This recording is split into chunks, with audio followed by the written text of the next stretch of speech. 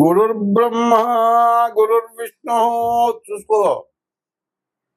గురుదేవో మహేశ్వర గురు సాక్షాత్ పరబ్రహ్మ తస్మై శ్రీ గురవే నమ.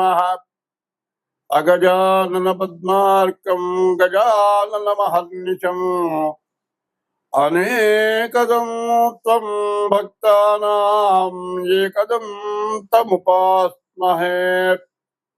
అజ్ఞానతిమిరాంధస్య జ్ఞానాంజనశలాకయా చక్షుర్మీలితం యేన తస్మై శ్రీగురవే నమః. యఃకర్తా జగతాం భర్తా సంహర్తా మహసాం నిధిః ప్రణమామి తమాదిత్యం బహిరంతస్తమోపహం. యఃకర్తా జగతి మొత్తానికి అయినటువంటి కర్త ఎవడు? జగతాం భర్త జగత్తును పోషించేవాడు ఎవడు? యఃకర్త జగతాం భర్త సంహర్త 84 లక్షల జీవరాశుల్ని పోషించేటువంటి పోషకుడు ఎవరు? యఃకర్త జగతాం భర్త సంరక్షకుడు అటువంటి వాడు ఎవరు? యఃకర్త జగతాం భర్త సంహర్త మహసాం నిధి. ప్రపంచం మొత్తానికి తినటానికి తిండి, తాగటానికి నీళ్లు, బతకటానికి జీవనము, మరి ప్రాణవాయువు ఇచ్చేటువంటి వాడు ఎవరైతే ఉన్నాడో సంహర్త మహసాం నిధి.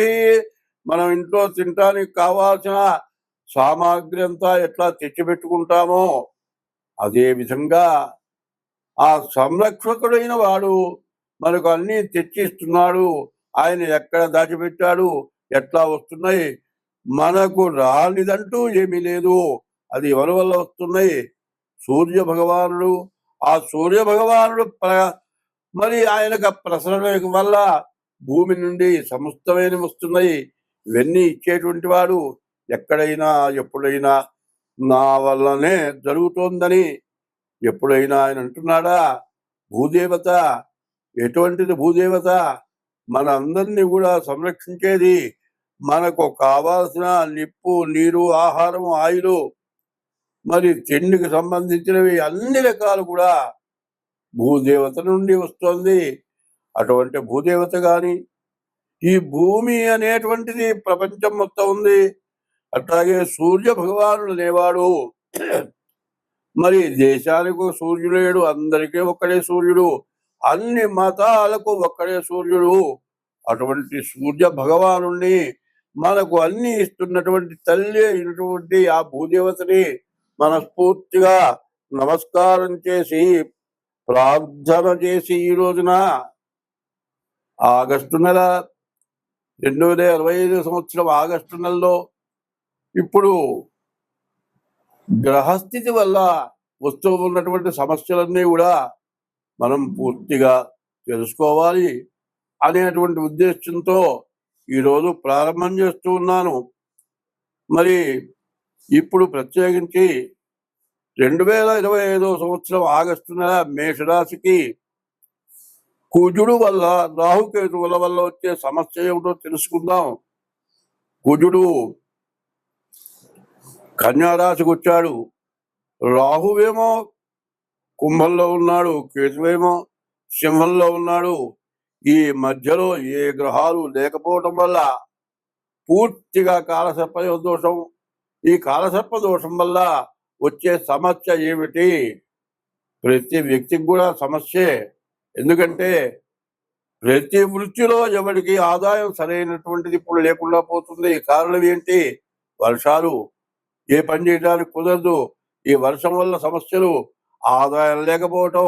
మరి ఈ ఆదాయం లేనటువంటి సమయంలో మరి తినడానికి ఆహారం అన్నీ కావాలి. ఏది లేదు ఎట్లా జరుగుతుంది?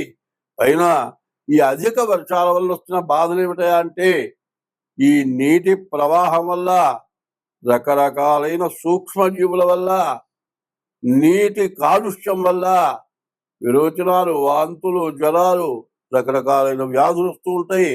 ఏ పని చేయటానికి కూడా కష్టంగా ఉంటుంది. మరి ఏ పని చేద్దామన్నా ఆరోగ్యం బాగుంటే ఏ పనైనా చేయగలుగుతాం. ఆరోగ్యమే మహాభాగ్యం అన్నారు. అటువంటి ఆరోగ్యానికి విఘాతం కలిగే రోజులు ఇవి. శ్రావణ భాద్రపదాలు ఎప్పుడూ కూడా ప్రతి వాళ్ళకి కూడా రకరకాలైన అనారోగ్యాలు వస్తుంటాయి. మీరు కావాలంటే చూడండి, ఏ హాస్పిటల్కి వెళ్ళినా డాక్టర్ కోసం మనం కూర్చుంటే, ఒక పూట కూర్చుంటే గాని జనమందరూ ముందు వాళ్ళంతా వెళితే గాని మనకు ట్రీట్మెంట్ చేసేటువంటి పరిస్థితి రాదు. ఎందువలన? వాతావరణం కాలుష్యం, నీటి కాలుష్యం, మరి ఈ వానకి తడటం వల్ల, కాలుష్యమైన నీటి వల్ల మరి డాక్టర్లు చెబుతూ ఉంటారు, ఈ శ్రావణ భాద్రపద మాసాల్లో అందరూ కూడా కాగబెట్టి నీళ్లు తాగమని చెబుతారు. అటువంటిది మనం పాటిస్తున్నామా? పాటించటం లేదు. ఆ కాగబెట్టిన నీళ్లు తాగడమే కాదు, రాహుకేతువులు కుజుడు వల్ల చాలా సమస్యలు బాగా ఎక్కువైనాయి. ఇంతకుముందు సింహరాశిలో శని కుజుడు కలిసి కేతు కుజుడు కలిసి ఉన్నారు. కుజవద్రాహు శనివత్ కేతు అని కుజకేతువులు కలిస్తే చాలా ప్రమాదమైనటువంటి పరిస్థితి ఉంటుంది. కాబట్టి ఈ కుజకేతువులు రాహుకేతువుల మధ్య ఈ మేషరాశికి వచ్చేటువంటి ఫలితం ఏమిటి? మేషరాశి నుండి మీనరాశి వరకు చెప్పుకుందాం మనం. ముఖ్యంగా ఇది ఇప్పుడు చెప్పింది మొత్తం ప్రతి రాశికి కూడా కలపమని చెబుతూ ఉన్నాను. కాబట్టి ఈ చెప్పినటువంటి మొత్తం కూడా ప్రతి రాశికి మేషం దగ్గర నుంచి మీనం వరకు కలిపి ఏ రాశి ఫలితం ఆ రాశికి చెబుతాను. అది వినవలసిందిగా చెబుతూ ఉన్నాను. 2025 సంవత్సరం ఆగస్టు నెల 1 నుంచి 30 వరకు మిథున రాశిలో రాహుకేతువులు కుజుడు వల్ల వచ్చేటువంటి సమస్య చెప్పుకుందాం. ఏమంటే మాసఫలాలు చెప్పారు కదా, ఇది మళ్ళీ ప్రత్యేకించి ఏమిటంటే రాహుకేతువుల మధ్యలో గ్రహాలు మొత్తం ఒక చోటే ఉన్నాయి. కుజుడు బయటపడ్డాడంటే కుజు దోషమే. కుజుడు రాహు కేతువు వల్ల ప్రతి వాళ్ళకు కూడా సమస్యలు వస్తాయి. కాబట్టి ఈ మిథున రాశికి కాలసర్ప దోషం ఇబ్బంది పెట్టే లక్షణాలు ఉన్నాయి. కాబట్టి ఈ రాశి వాళ్ళు చాలా జాగ్రత్తగా ఉండాలి. ఎప్పుడు కూడా మనం నడిచి వెళ్ళేటప్పుడు ఎప్పుడూ జాగ్రత్తగానే వెళుతూ ఉంటాం. మన టైం బాగుండకపోతే మెట్టు దిగామనుకొని మెట్టు దిక్కుండానే అడుగేస్తాం. కటికైన బౌర్ల పడతాం, తలకాయ బోలుతుంది. అది కావాలని చేస్తాం, చెయ్యం. కింద మెట్టు మీదకి అడిగేస్తున్నాం అనుకుంటాం, కానీ చివరి మెట్టు మీదకి అడుగు పడుతుంది, బోర్ల పడతాం, తలకాయ బోలుతుంది. అది ఎందుకు వస్తుంది? మన టైం బాగుండకపోతే. కాలసర్పదోషం ఇట్లాంటి పనులు చేయిస్తుంది. మరి ఇట్లాంటి సమస్యలు ఈ కాలసర్పదోషం వల్ల వచ్చే డబ్బులు రకరకాలుగా ఖర్చు అయిపోతాయి. ఎందుకంటే ఈ కాలసర్పదోషంలో రకరకాలుగా జరిగేవి చెబుతున్నా. పక్క ఇంట్లో డబ్బులు ఇద్దాన్ని చేత్తో పట్టుకొని వెళ్తావు, కానీ పక్క ఇంట్లోకి వెళ్ళే లోపల జేబులోనో పర్సులోనో బ్యాగులోనో ఇదిగో అనుకొని వెళ్తావు. కానీ చేత్తో పట్టుకొని చెయ్యిట్లాగే ఉంటుంది. పక్క ఇంట్లోకి వెళ్ళేప్పుడు డబ్బులు మాత్రం దారి కింద పడిపోతాయి. అక్కడికి పోయి చేయి తీస్తే డబ్బులు ఉండవు, బయటకు వస్తే డబ్బులు దొరకవు. ఇట్లా కేతుస్సికి ధ్వజో ధూమ్ర ఉత్పాతో బహురూపకృతుట. ఈ కేతు యొక్క లక్షణం ఎట్లాంటిదంటే తలకాయ లేని పనులు చేస్తాయట. కేతువుకి తలకాయ లేదు. చూసేవాడు అంటాడు, ఏరా చేతితో పట్టుకొని వచ్చి అంత గట్టిగా పట్టుకోకుండా జారిపోయింది కూడా కన్ను మిన్ను కానకుండా డబ్బులు ఇట్టా చేసావిందరా అని పక్కవాడు అంటాడు. ఇట్లాంటి సమస్యల నుండి మీరు బయటపడాలి. ఈ రాహుకేతువుల మధ్య గ్రహాల వల్ల ఆర్థిక ఇబ్బందులు, అనారోగ్యం సమస్యలు, తిండికి సమస్య, ఏ పని చేసే పనిలో వృత్తిలో కూడా వృత్తి ఇబ్బంది, ఎంత వచ్చినా మాయమైపోతుంది, సమస్యలు ఎక్కువ అవుతాయి. దానివల్ల భార్యాభర్తలకి తగాదాలు, గొడవలు వస్తున్నాయి.